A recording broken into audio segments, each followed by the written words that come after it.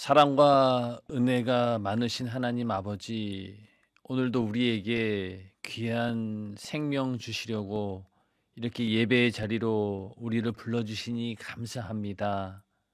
오늘도 신령과 진정으로 드려지는 이 새벽 예배로 하루의 일과를 시작하게 하시고 우리의 모든 삶이 하나님께 올려드리는 거룩한 영적인 예배가 될 수 있도록 우리 모든 성도들 거룩한 삶을 살아갈 수 있도록 주님 도와 주시옵소서. 우리는 영원히 죄로 인해서 죽을 수밖에 없는 그 지옥의 형벌을 피할 길이 없는 자요. 그 죄로 인해서 이 땅에서 수많은 영육간의 문제로 고통당해야 마땅한 그런 자들입니다.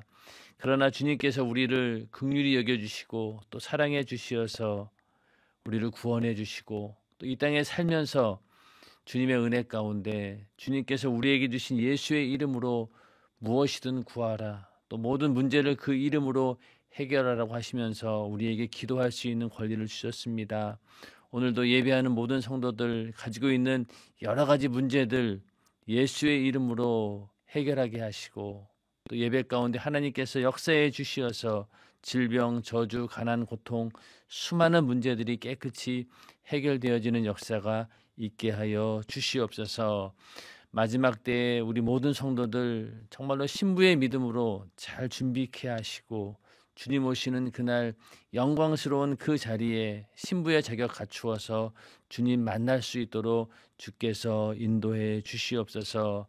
이 땅에 살아가는 동안 끝까지 하나님 말씀을 절대적으로 지지하며 그 말씀을 지키며 또 복음을 전하는 그런 성도들 되어서 주님의 신부로서 잘 준비할 수 있도록 도와주시옵소서. 내일은 또 주일입니다. 주님 주일 준비 잘하게 하시고 예배 가운데 우리 성도들 큰 하나님의 은혜가 넘쳐날 수 있도록 주께서 인도해 주시고 또 말씀을 전하는 주의 사자에게 영육간의 강건함을 더하여 주시어 생명의 말씀 증거하는 일에 부족함이 없도록 주님께서 역사해 주시옵소서. 오늘도 부족하고 연약하고 무지한 자 하나님 말씀 들고 이 자리에 섰습니다. 성령께서 함께하여 주시고 은혜를 나눌 수 있도록 도와주시옵소서. 예수님의 이름으로 감사하며 기도하옵나이다. 아멘. 예, 오늘도 새벽 예배에 오신 모든 분들에게 하나님의 은혜와 또 사랑과 축복과 평안이 넘쳐나기를 주님의 이름으로 축원합니다.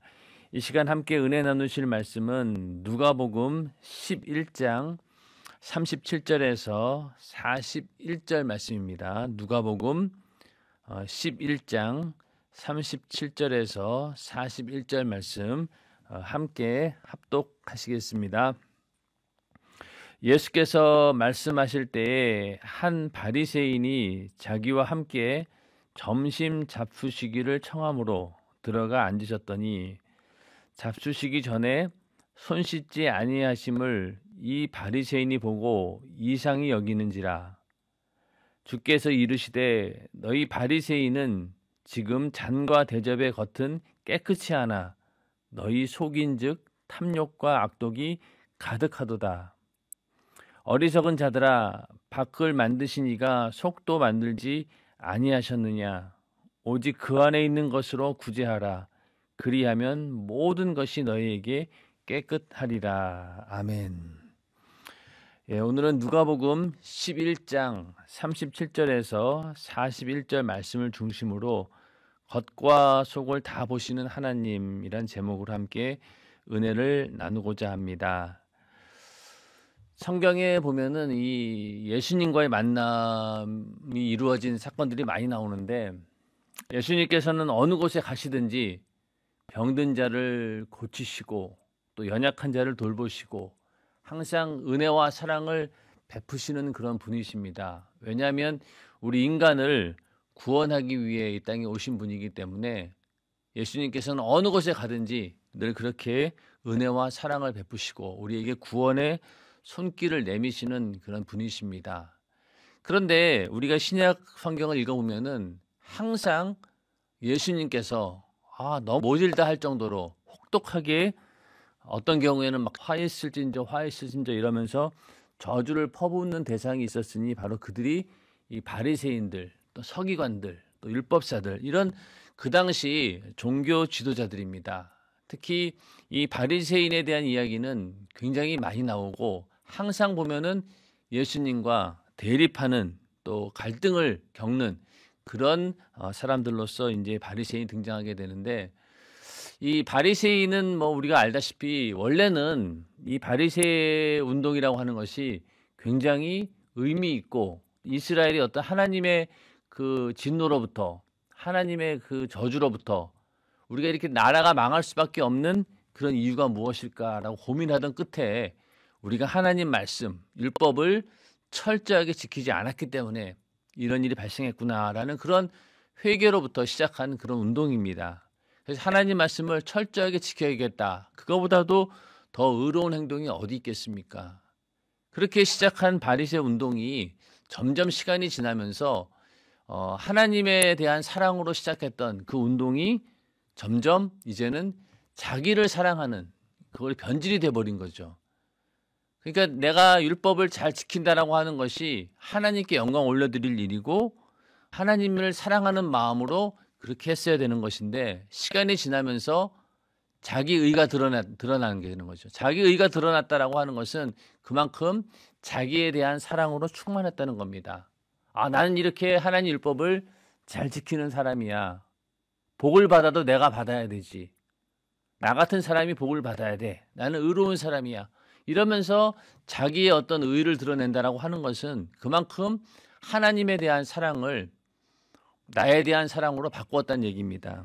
더 나아가서 그것으로 끝나면은 그나마 다행인데, 이제는 오히려 다른 사람들을 판단하고 비판하고 정죄하는 그런 단계까지 이르게 됩니다. 결국은 다른 사람을 깔아뭉개고 다른 사람을 비난하고 비판하고 정죄해가면서 자기 자신을 드러내려고 하는 그런 자기애가 절정을 이루게 되면서 그것이 교만이 되고 위선이 되고, 그런 부분에 대해서 예수님께서는 견디지를 못하신 거죠.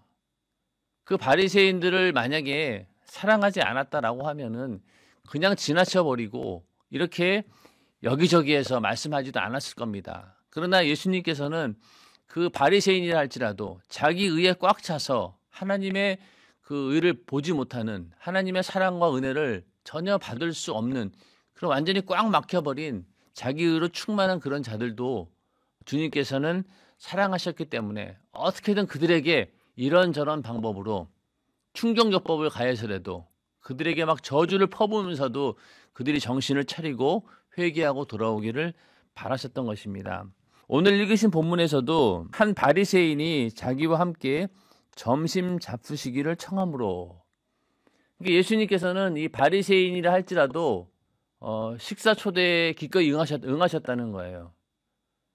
지금까지 쭉 봐왔지만은 이 바리새인들이 예수님을 초청하거나 또 예수님과 대화하거나 또 예수님께 질문하거나 이럴 때 항상 어떤 의도가 있었습니까? 그 가운데는 어떻게든 예수에 대해서 책을 잡고 흠을 잡아가지고 예수를 곤란하게 만들고 그가 메시아가 아니다라고 하는 것을 어떻게든 보여주려고 하는, 그렇게 해서 시험해 보려고 하는 그런 의도에서 이 바리새인들은 예수님을 만났습니다. 그러므로 그런 것들을 뻔히 아시면서도 예수님은 이 식사 초대에 응하십니다. 그리고 가서 함께 앉으셨다라고 이렇게 나오고 있는데, 38절에 가서 잡수시기 전에 손 씻지 아니하심을 이 바리새인이 보고 이상히 여기는지라. 그러니까 예수님께서 이제 식사 초대를 받고 이제 가서 이제 앉으셨는데, 이때 장로들의 유전이라고 하죠. 율법이 있고 또 자기들이 그 율법을 토대로 해서 여러 가지 또 규범들을 만듭니다. 그 가운데 하나가 밥을 먹기 전에, 식사하기 전에 반드시 손을 씻는 것이 그 유대인들이 가지고 있는 규범입니다. 그래서 바리새인뿐만이 아니라 일반 유대인들도 철저하게 지켰던 규범이 바로 식사하기 전에 손을 씻는 것입니다. 근데 이제 여기서 손을 씻는 것이 우리가 생각하는 것처럼 물에다가 이렇게 막 손을 넣어가지고 막 이렇게 뽀덕뽀덕 이렇게 씻는 그런 게 아니라 살짝 물에다가 손을 담그는 거예요. 그리고 빼서 수건으로 닦는, 물그릇에 손을 담그는 정도, 그 정도가 바로 이 손을 씻는 겁니다. 이게 하나의 어떤 의식인 거죠. 규범이고 반드시 그렇게 해야 되는 거예요. 그런데 예수님께서는 이 손을 씻지 않은 거죠. 손을 담그지 않은 거예요. 과연 예수님께서 그러한 유대인들의 규범을 몰랐을까요? 당연히 알았겠죠. 유대인으로서. 그럼에도 불구하고 일부러 예수님께서는 이 바리새인들에게 무언가 메시지를 전하기 위해서 일부러 그 손을 씻지 않으신 겁니다. 당연히 그걸 보고 이 바리새인들이 이상히 여기는 거죠.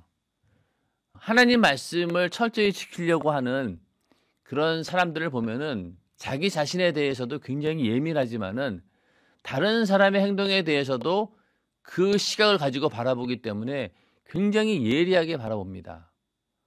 아, 저 사람이 하나님 말씀을 어기고 있구나. 하나님 말씀과 반대 방향으로 가고 있구나라는 것을 자기 자신도 철저하게 살필 뿐만이 아니라 다른 사람도 그렇게 본다는 거죠.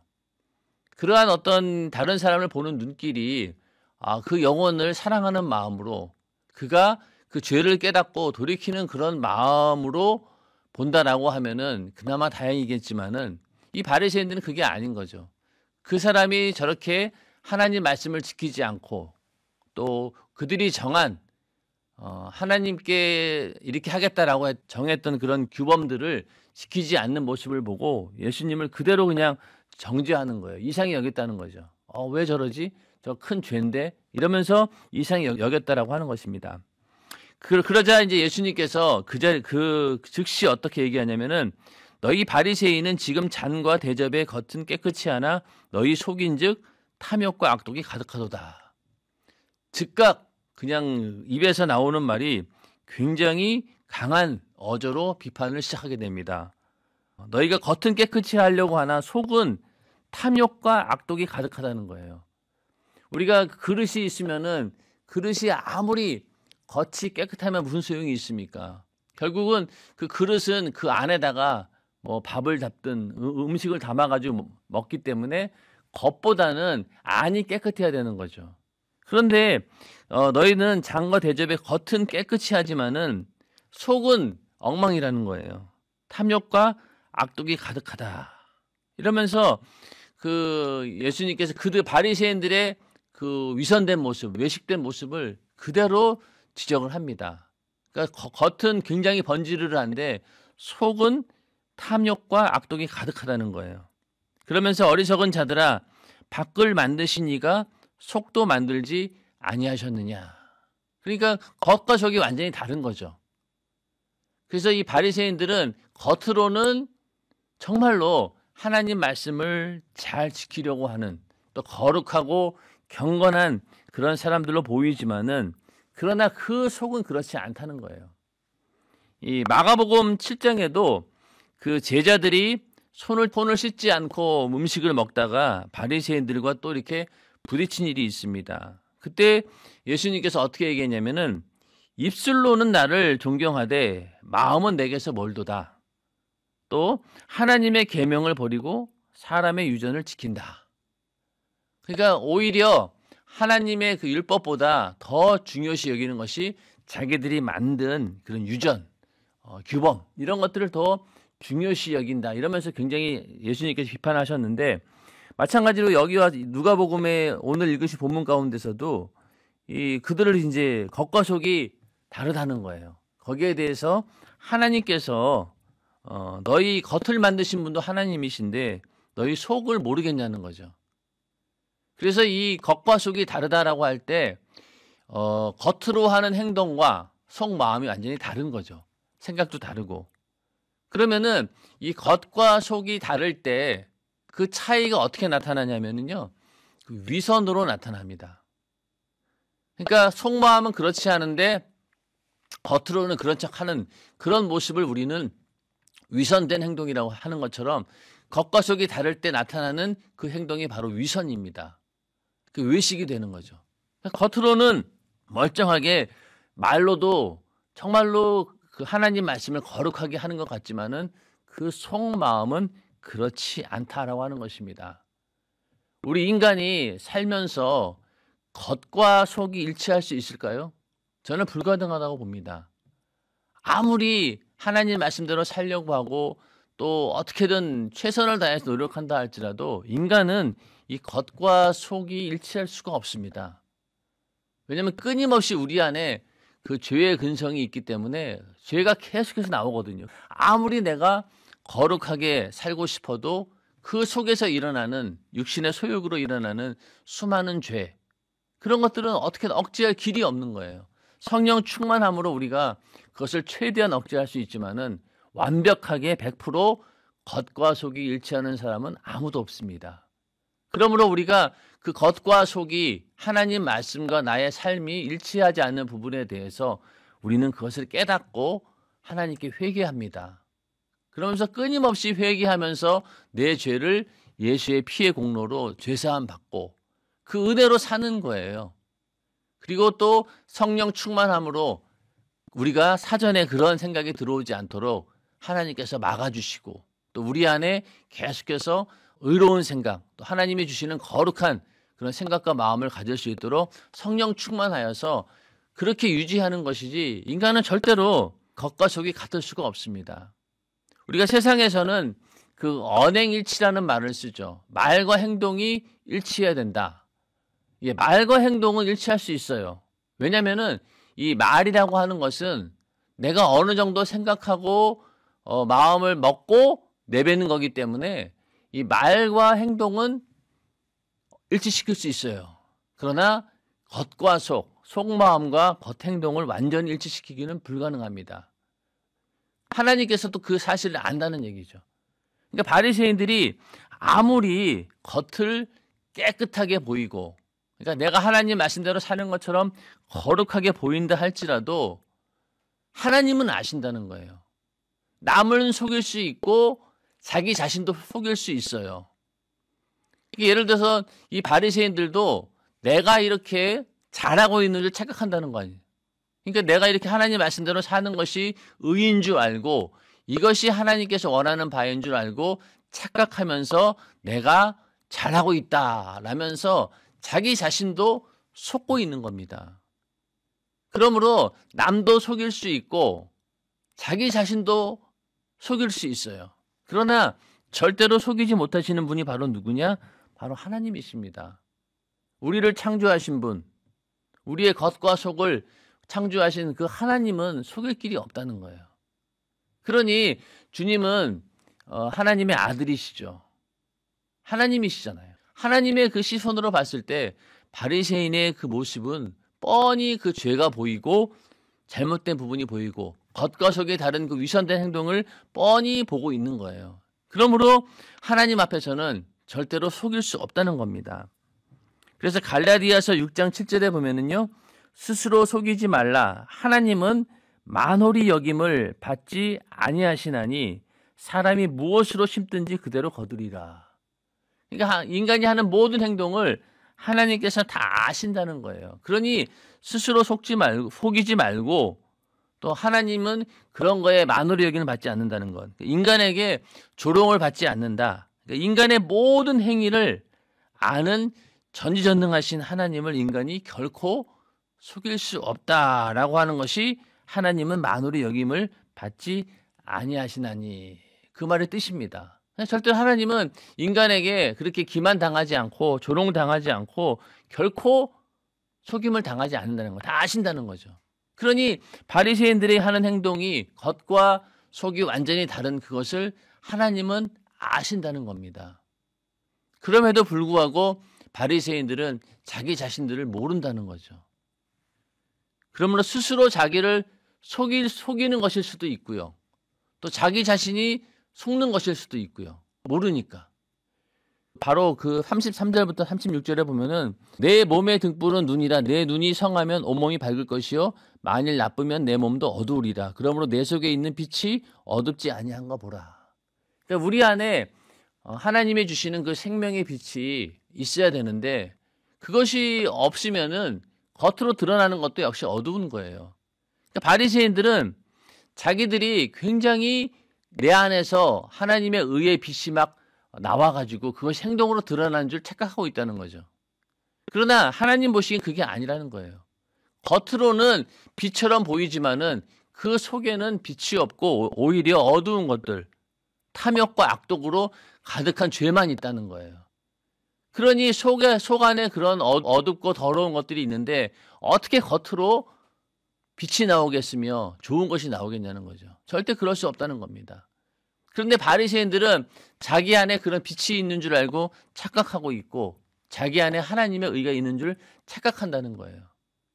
오늘날 우리들도 하나님 말씀대로 내가 잘 행하고 있다. 예배도 잘 드리고 뭐 기도 모임도 참석하고 여러 가지 겉으로 보이는 그런 신앙생활은 내가 잘한다라고 하겠지만은 그러나 과연 그 중심이 내가 정말로 하나님을 사랑하고 내가 진실된 마음으로 그 자리에 앉아 있는지, 예배하는 자리, 충성하는 자리, 기도하는 자리, 모든 신앙생활을 하고 있는, 겉으로 드러나고 있는 그 신앙생활의 모든 행위가 과연 겉과 속이 일치하냐는 거죠. 내가 내 안에 있는 그 진실된 하나님을 사랑하는 마음, 또 이웃을 사랑하는 그런 마음을 가지고 내가 그 자리에 과연 있는가? 이것을 우리가 점검해 보라는 겁니다. 만약에 그것이 일치하지 않는다라고 하면은 우리도 이 바리새인과 다를 바가 없는 거예요. 오히려 더 교회에서 열심히 신앙생활하고 철저하게 남들보다 뛰어나게 신앙생활 잘한다라고 하는 그런 사람일수록 오히려 이 바리새인들과 같은 그런 오류를 범하고 있지는 않는지 우리는 잘 점검해 보아야 됩니다. 만약에 그것이 지나친 내 의가 되고 또 그 나의 의로 인해서 다른 사람들을 정죄하는 지경에 이르렀다라고 하면은 우리는 이 바리새인과 똑같은 그런 상황에 있다는 거죠. 우리는 절대로 그런 바리새인과 같은 사람들이 아니라 항상 내 안에 있는 그 속마음과 겉으로 드러나는 신앙이 일치가 되는 그런 삶이 되시기를 주님의 이름으로 축원합니다. 자, 그 다음에 41절에 가서요. 오직 그 안에 있는 것으로 구제하라. 그리하면 모든 것이 너에게 깨끗하리라. 자, 그 안에 있는 것이 탐욕과 악독이라고 했잖아요. 근데 그 탐욕과 악독의 반대가 되는 말이 구제라고 이렇게 예수님은 말씀하고 있는데, 이 구제라고 하는 것은 뭐 다른 불행에 처한 사람들을 도와주는 이제 그런 것들인데, 예수님께서 이 땅에 이제 오셔서 십자가에 달려 죽으시고 부활하신 다음에 이제 우리는 복음을 전하는 자들입니다. 그래서 우리의 이웃에 대한 사랑의 최고의 절정은 복음 전도죠. 예수 믿게 해서 그들의 영혼을 구원받도록 하는 것. 그것이 우리가 이웃에게 줄 수 있는 최고의 사랑입니다. 그러나 그 전에는 어떻게 했어요? 이웃에게 하는 최고의 사랑은 바로 이 구제입니다. 그들이 어렵고 힘들 때 물질적으로 또 여러 가지 방법으로 그들을 도와주는 것. 이것이 그 당시 경건의 아주 중요한 요소 중에 하나였죠. 그래서 이 바리새인들이 자기들의 경건을 이렇게 측정하는 척도가 있는데, 그게 바로 뭐냐면 세 개의 표지가 있는데 기도, 그 다음에 금식, 그 다음에 세 번째가 바로 구제입니다. 그만큼 중요한 거죠. 기도, 금식, 구제. 구제는 한마디로 얘기해서 하나님을 사랑하고 내 이웃을 내 몸과 같이 사랑하라 라는 그 하나님의 그 계명, 율법의 절정에 해당하는 부분이 바로 이웃사랑인데, 이웃사랑을 표현하는 최고의 방법이 바로 구제였던 것이죠.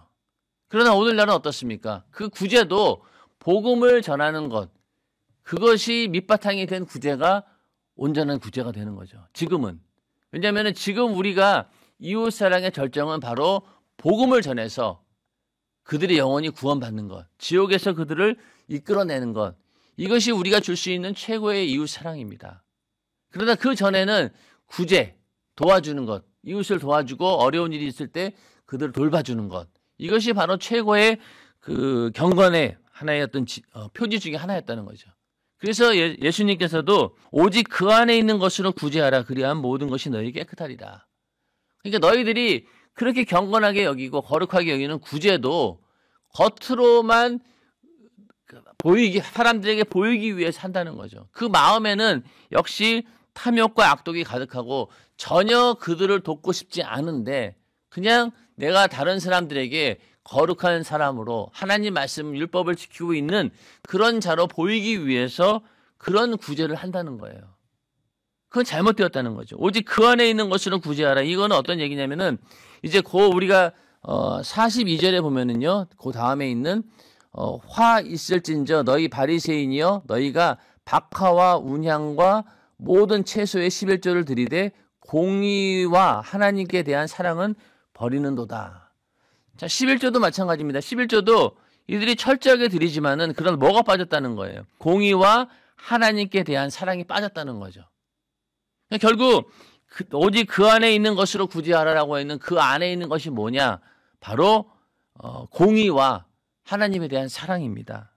그리고 다른 복음서에는 뭐라고 나옵니까? 의와 인과 신이라고 얘기를 하죠. 하나님을 향한 의와 인과 신은 버렸다는 거예요. 11조는 철저하게 너희가 내지만은 그러나 그 안에 있는 중심은 하나님을 향한 공의와 사랑은 빠져 있다는 거죠. 그런 것들은 겉과 속이 다르다는 거죠. 겉으로는 철저하게 11조를 드리고 율법대로 사는 것처럼 보이지만은 그러나 그 안에는 하나님에 대한 사랑, 공의, 의와 인과 신 이런 것들이 하나도 없다는 거죠. 오히려 그 반대의 것들, 탐욕과 악독이 가득하다라고 예수님께서는 바리새인들에게 경고하고 있는 겁니다. 그러므로 오직 그 안에 있는 것으로 구제하라라고 하는 것은 정말로 하나님께서 받으실 만한 하나님을 향한 그 중심이 정확하게 겨냥되어 있는 그런 구제가 있어야 된다라는 것을 말씀하고 있습니다. 그러면서 이제 그 구제에 이어서 11조 얘기가 나오고 또 그 이후로 이 바리새인들에게 또 율법사들에게 계속해서 너희의 외식에 대해서 강력하게 예수님께서 화 있을진저 이러면서 경고를 하고 있습니다. 그러니까 얼마나 이 바리새인들이 하고 있는 행동이 하나님 앞에 그것이 정말로 이게 나쁜 죄인지 이렇게 철저하게 마치 저주를 하듯 주님께서 이러는 것을 보면은 우리 인간에게 이 죄가 가장 큰 죄고 또 이 죄가 발견하기도 어렵고 또 회개하기도 힘든 죄다라는 것을 우리는 이런 바리새인들과의 갈등을 통해서 우리는 볼 수 있습니다. 그러므로 우리가 가장 큰 죄가 바로 뭐냐? 예를 들어서 세상에서 도덕적 윤리적으로 큰 죄를 지은 사람은 오히려 복음을 듣고 돌아올 수 있는 확률이 더 많아요. 이거는 죄다라고 분명히 깨닫고 알기 때문에 돌이킬 수 있다는 거예요. 그러나 바리새인들이 짓고 있는 이러한 어떤 위선과 교만 그리고 자기 의를 드러내는 이런 죄는 자기 자신도 모르는 거예요. 이게 죄인지 아닌지도 구분도 못하고 그러다 보니까 이것을 깨닫고 돌이키기란 정말 어렵다는 거죠. 오늘날도 예수 잘 믿는다고 하는 사람들 또 교회에서 나름대로 내가 정말로 철저하게 하나님 말씀대로 산다라고 하는 그런 사람들이 오히려 하나님과 마음이 하나가 되지 않고 전혀 엉뚱한 방향으로 가고 있는 그런 죄를 짓고 있는 경우가 많다라고 하는 겁니다. 그런 사람들을 예수님께서는 어떻게든 돌이키기 위해서 아마 바리새인들에게 이렇게 했던 것처럼 강하게 질책하기도 하고 그 속에 있는 어떻게든 죄를 끄집어내려고 엄청나게 많은 이런 경고성의 어떤 소리도 할 것이고 저주를 퍼붓기도 하면서까지 그 죄를 끄집어내려고 하지만은 그러나 결국 어떻습니까? 아무리 그래도 결국 이 바리새인들은 돌이키지 않습니다. 물론 몇몇 바리새인들은 돌이킨 사람들도 있겠죠. 그러나 그 당시 종교 지도자들이 가지고 있던 그 전체적인 그런 율법주의적인 그런 행동들에서는 벗어나기 어려웠다는 겁니다. 결국은 이 바리새인들 또 서기관 율법사 그 당시 종교 지도자들에 의해서 예수님께서 십자가에 달려 죽으시는 그런 일이 생기지 않았습니까? 그런 것처럼 이거는 정말로 빼기 어려운 뜯어내기 어려운 그런 죄라는 겁니다. 죄 중에서 가장 분별하기도 어렵고 해결하기 어려운 것이 바로 위선과 교만입니다. 교만하다라고 하는 것은 결국은 자기가 그 죄를 못 보는 거예요. 그러니까 아무리 얘기해도 자기에게 들리는 얘기로 여겨지지 않습니다. 아, 저거는 누가 들어야 될 말이구나. 나랑 상관없지. 나는 잘하고 있으니까. 그러므로 우리는 내가 잘한다고 생각했을 때 내가 정말로 하나님 앞에 열심히 잘하고 있다라고 할 때 우리는 철저하게 나를 돌이켜보면서 겸손히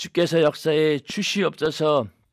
우리 모든 성도들이 가지고 있는 영육간의 문제들 속히 주님께서 해결해 주시고 기도하는 모든 그 기도의 제목들마다 응답해 주시옵소서. 이 시간 두 손 번쩍 들고 기도하실 때 여러분들이 가지고 있는 또 문제를 위해서 또 오늘 말씀을 통해서 들은 말씀대로 내 안에 있는 모든 외식과 교만과 위선들이 다 사라지고 늘 하나님과 마음이 하나가 되어서 그 안에서 나오는 믿음의 행동이 우리에게 나올 수 있게 해달라고 기도하시고 또 교회를 위해서 특별히 담임 목사님의 영육간의 강건함을 위해서 이 시간 주여 삼창하시고 기도하겠습니다. 주여 주여 주여.